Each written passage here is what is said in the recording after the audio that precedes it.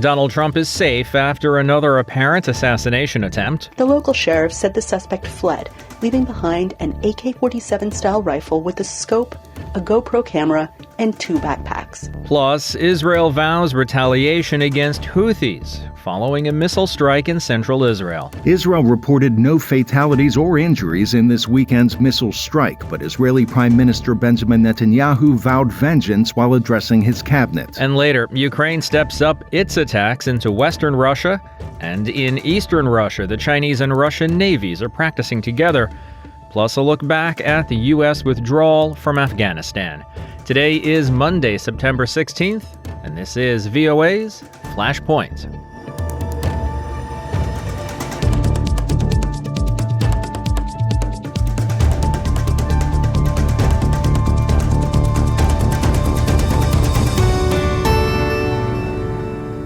Good evening, I'm Steve Karish in Washington. Donald Trump is safe after what officials say was the second unsuccessful assassination attempt in 2 months. The FBI took the lead after Sunday's shooting with a suspect in custody, and with Americans facing another dramatic event in what is already a high-stakes, high-drama election. VOA White House correspondent Anita Powell reports from Washington. For the second time in 9 weeks, former President Donald Trump walked away from a would-be assassination. The latest on Sunday afternoon at his golf club in West Palm Beach, Florida, the FBI said. Unlike the previous attempt, this one did not happen on live television, like the dramatic shooting Trump survived on July 13th. That attempt wounded Trump in the ear and killed a rally attendee behind him. Days later, Trump accepted the Republican Party's presidential nomination. Officials on Sunday said Trump was not hurt. Former President Donald Trump is safe and unharmed. The Federal Bureau of Investigation, which is leading the investigation, says it appears to be an attempted assassination. The local sheriff said the suspect fled, leaving behind an AK-47-style rifle with a scope, a GoPro camera, and 2 backpacks. Police later caught him as he sped along the main highway into a neighboring county. Sheriff Rick Bradshaw leads the Palm Beach County Sheriff's Office. The Secret Service agent that was on the course did a fantastic job. What they do is they have an agent that jumps one hole ahead of time to where the president was at. And he was able to spot this rifle barrel sticking out of the fence and immediately engage that individual, at which time the individual took off. In a joint statement less than an hour after the Trump campaign announced this second attempt on Trump's life, President Joe Biden and Vice President Kamala Harris said they were being regularly briefed and said they are relieved that Trump is safe. The sheriff said that the suspect was between 300 and 500 yards, about 275 to 460 meters from Trump, hiding in shrubbery. And as Monday dawns and questions swirl in America about how this will add further uncertainty in an already tumultuous election, those simple numbers underscore a terrifying fact. That a shooter managed to get so close to Trump, comfortably within the range of an AK-47-style rifle, about 275 meters. Anita Powell, VOA News, Washington. Speaking on the condition of anonymity, 3 law enforcement officials tell the Associated Press that the man in custody is Ryan Ruth of Greensboro, North Carolina. In 2020, he made a social media post backing Trump's re-election, but in more recent years, his social media posts have expressed support for Biden and Harris. Ruth tried to recruit Afghan soldiers fleeing the Taliban to fight in Ukraine against the Russians and spent several months in the country, this according to an interview he did with the New York Times last year. Meanwhile, Israel's prime minister vows that his country will exact a heavy price following a missile strike in central Israel. Yemen's Iran-backed Houthis took credit for the attack as the Israel-Hamas conflict continues to spread. VOA's Arash Arabasadi has more on the rising tensions in the region. A small fire burns brush near Modi'in in central Israel. This is the aftermath of a hypersonic ballistic missile launched by the Iran-aligned Houthi rebels in Yemen, more than 2,000 kilometers away. Houthi military spokesperson Brigadier General Yahya Sari on an Ansar Allah media office feed as provided by the Associated Press. The Israeli enemy should expect more strikes as we approach the first anniversary of the blessed October 7th operation. These include continued support operations for the oppressed Palestinian people. Sari referencing the October 7th terror attacks carried out by Hamas, in which the group killed 1,200 people in Israel and kidnapped more than 250 others. Tens of thousands of Palestinians have been killed in Israel's counteroffensive in Gaza. Israel reported no fatalities or injuries in this weekend's missile strike, but Israeli Prime Minister Benjamin Netanyahu vowed vengeance while addressing his cabinet. Netanyahu speaking on a government press office feed as provided by Reuters.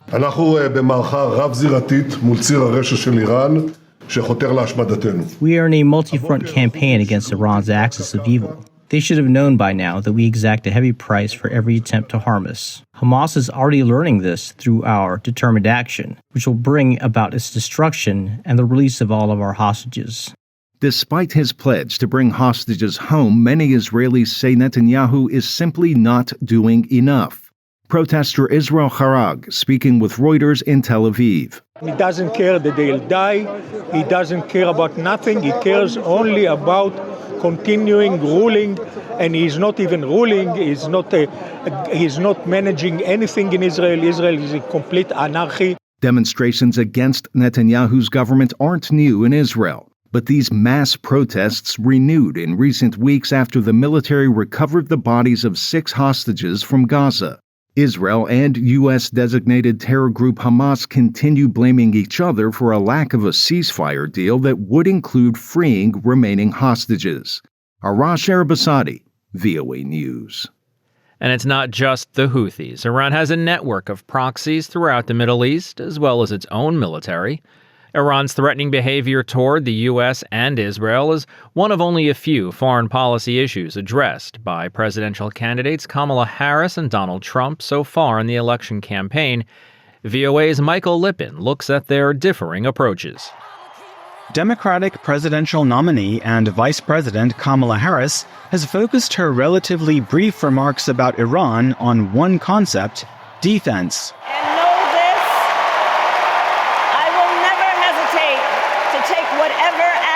Necessary to defend our forces and our interests against Iran and Iran-backed terrorists. In her debate with her Republican rival, former President Donald Trump, she pledged to extend that defensive approach to Israel, saying, "I will always give Israel the ability to defend itself, in particular as it relates to Iran and any threat that Iran and its proxies pose to Israel." The Biden-Harris administration helped Israel defend itself against an unprecedented aerial assault by Iran in April. It also sent warships to the region last month to deter Iran from doing so again, emphasizing that defensive approach could endear Harris to some Americans, says Michael O'Hanlon, Foreign Policy Research Director at the Brookings Institution. I think that she knows Americans are tired of war, and certainly doesn't want to sound like she's looking for another. And so who can be against defense, right? But Americans are wary about offense. So perhaps that can be part of it, especially given the history of the last quarter century. But the Biden-Harris administration also saw Iran's proxies escalate their aggression in August, striking U.S. bases in Iraq and Syria, and executing a U.S. hostage in Gaza. Victoria Coates, Vice President for National Security at the Heritage Foundation, says those incidents highlight a weakness in the U.S. strategy. There has been zero retaliation from the United States. They've retained that defensive posture. My worry is that Iran is getting the message that they can continue to provoke and to escalate on their terms, and all the United States will do is respond, not take the initiative. Trump is emphasizing his record of sanctioning Iran for its malign behavior when he was president. I told China and other countries, if you buy from Iran, we will not let you do any business in this country, and we will put tariffs on every product you do send in of 100% or more. In the debate, He accused the Biden-Harris administration of enriching Iran and its proxies by easing that pressure. He also promised to resolve the Iran threat but did not elaborate, saying, "Look at what's going on in the Middle East. I will get that settled and fast." During his term, Trump engaged in a 2-year-long maximum pressure campaign against Iran. Trump's avoidance of recommitting to that strategy gives him the option of pursuing a new policy that pressures Iran more quickly. One similarity between Harris and Trump is that neither of them says what they will do if Iran makes a nuclear bomb, a prospect that Iranian officials have hinted at. Michael Lippin, VOA News, Washington. 8 people were wounded, 1 critically, in Belgorod in western Russia by shelling blamed on Ukrainian forces on Monday. Dozens of residential buildings sustained damage, with windows and balconies smashed, according to the local governor. Alexei Rudenko lives in Belgorod. He said that he returned home from walking his dog about 6:30 a.m. The ground started to rumble and the building started to shake. The smell of gunpowder was very strong. Belgorod has come under frequent shelling and drone attacks from Ukraine. It's adjacent to the Kursk region, a large part of which is occupied by Ukrainian forces following a cross-border attack last month. And on the other side of Russia from Belgorod, the Russian Pacific Fleet and the Chinese Navy conducted missile and naval artillery firing exercises in the Sea of Japan. This according to the Russian Defense Ministry on Monday. The Defense Ministry also said more than 15 Russian vessels took part in the drills, including the Pacific Fleet's flagship, the missile cruiser Varyag.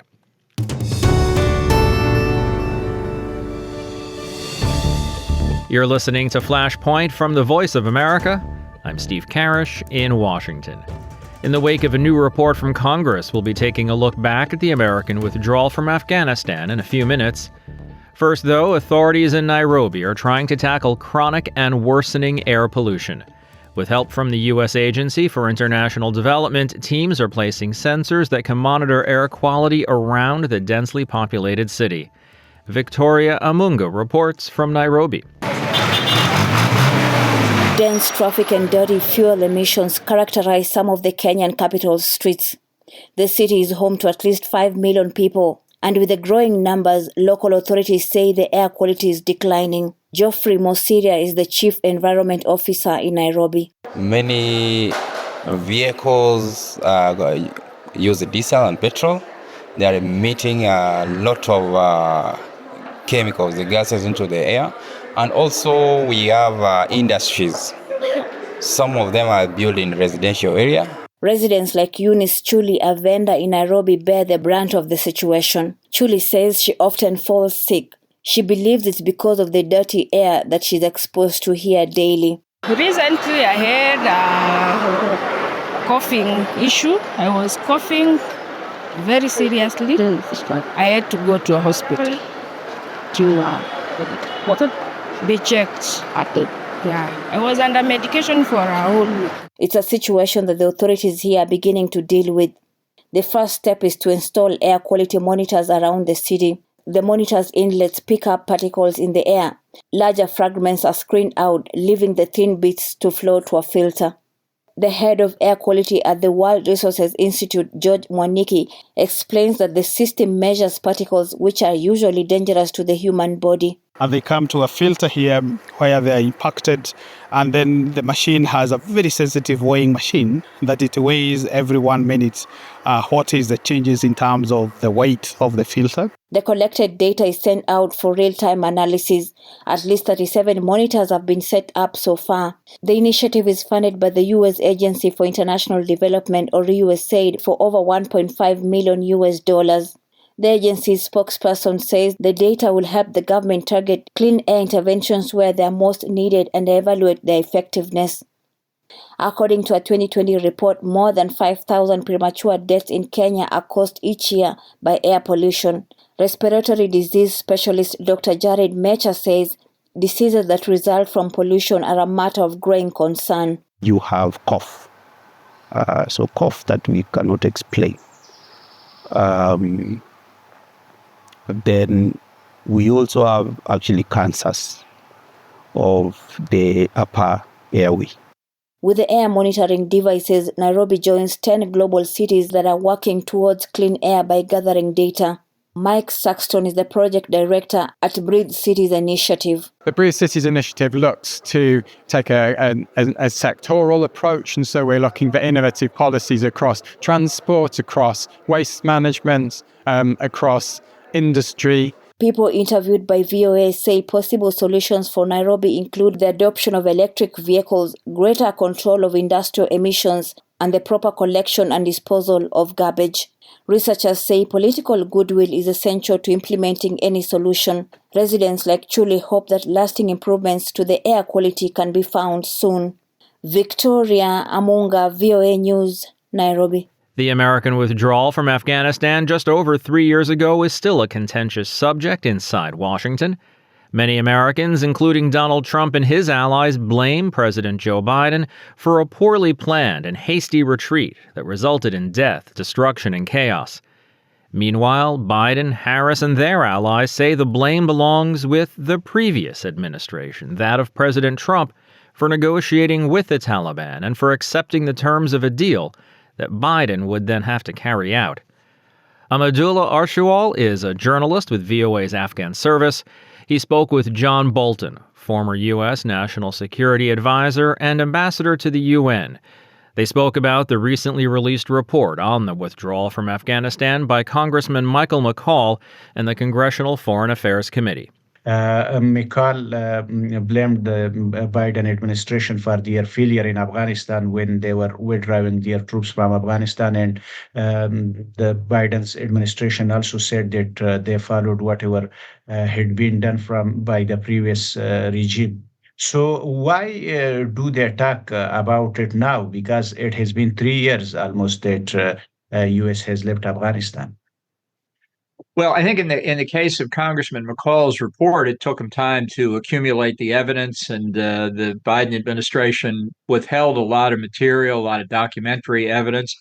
So it just took a long time to put the report together. But the fact is, I think many in America watching the withdrawal in August of 2021 were appalled at what they saw, the chaos and the general feeling that we had left a lot of people in Afghanistan who had worked with us behind in very dangerous circumstances. It reminded some people, at least, of our withdrawal from Vietnam in the 1970s, and wasn't a very happy parallel. So it has been an issue because of the third anniversary, because the families of those who were killed, the service members who were killed at Abbey Gate, wanted some vindication for what their family member had suffered, and people just looked at the withdrawal itself as a humiliation for the United States. I think the Trump administration deserves criticism for making the deal with Taliban to begin with. That was the first mistake. Not including the government of Afghanistan in negotiations was a disastrous mistake. But also Biden, who did not have to accept the Trump administration deal with Taliban. He could have repudiated it, but he didn't. And then he carried it out, implemented it in the worst possible way. So it rubs a lot of Americans the wrong way. And I think when you're in a presidential campaign with Trump himself, who was the author of the deal, and Kamala Harris, vice president at the time of the actual withdrawal, both of these people have a lot of responsibility. A lot of blame appropriately falls on them. Okay, so do you see any change in U.S.'s policy towards Afghanistan? Well, I think a lot depends on the outcome of the election, which at this moment is much too close to call. I think that Trump is not likely to do much to help the opposition in Afghanistan because it reminds him too much that was his decision to withdraw in the first place that put us in the unhappy place we are now. Harris, even though she's been vice president for 3.5 years, has no visible national security experience or position. She has articulated the position of the Biden administration. And my guess is for the first year or so after she wins, she'll continue to follow that policy until she gets more comfortable as president. So therefore, a lot of this depends on views in Congress about what's right. And here, I think, as I mentioned, I think the opposition to Taliban remains strong. And I think they will be putting pressure on the new administration, whomever it is, not to give in to the Taliban. But that's an issue still to be decided. That's VOA's Amadullah Archewal speaking with former National Security Advisor John Bolton. Over 5,000 people marched through Brussels, and most public transport in the Belgian capital was suspended on Monday in solidarity with the workers of Audi, whose jobs there are threatened. In July, Audi announced plans to restructure the Brussels plant, which currently employs 3,000 people, and said it was considering an early end of production for the Audi Q8 e-tron electronic cars which are manufactured there. Workers went on strike, and although the management and union negotiators have agreed to return to work from Tuesday, the demonstration went ahead, marching to the front of the European Parliament. Union officials pointed to a wider threat to the industry. Patrick Van Bell is an official with the Socialist Union at Audi. He says that as they stand for Audi workers, they want to send a signal to European authorities and European industries. It's a similar story in India as well. Workers at a Samsung electronics factory there have gone on strike. Francis McGuire of Reuters has that story.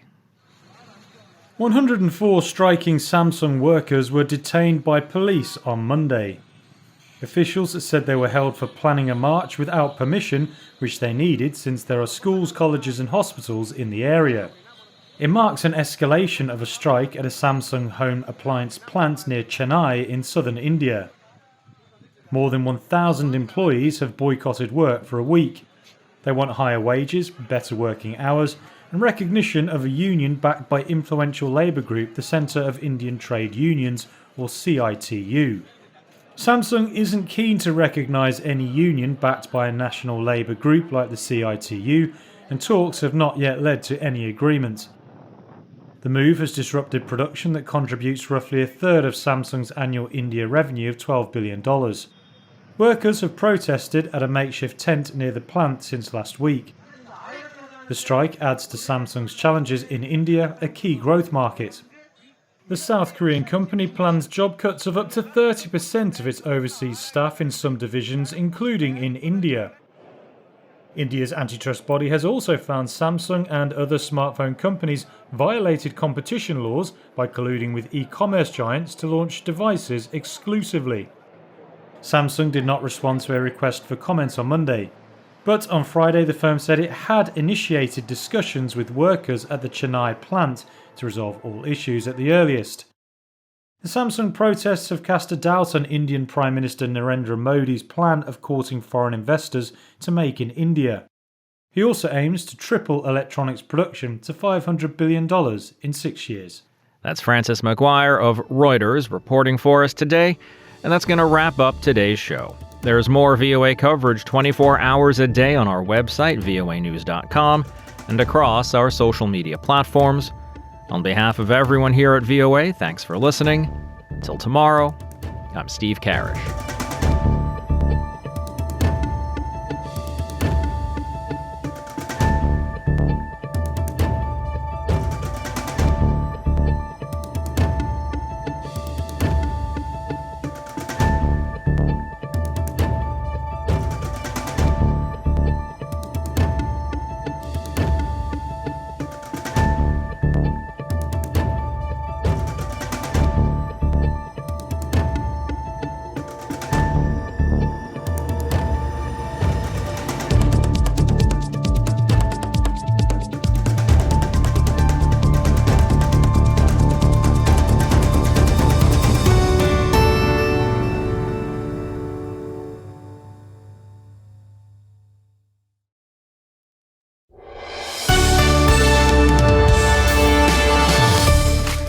For deeper dives and expert analysis, listen to VOA Podcasts.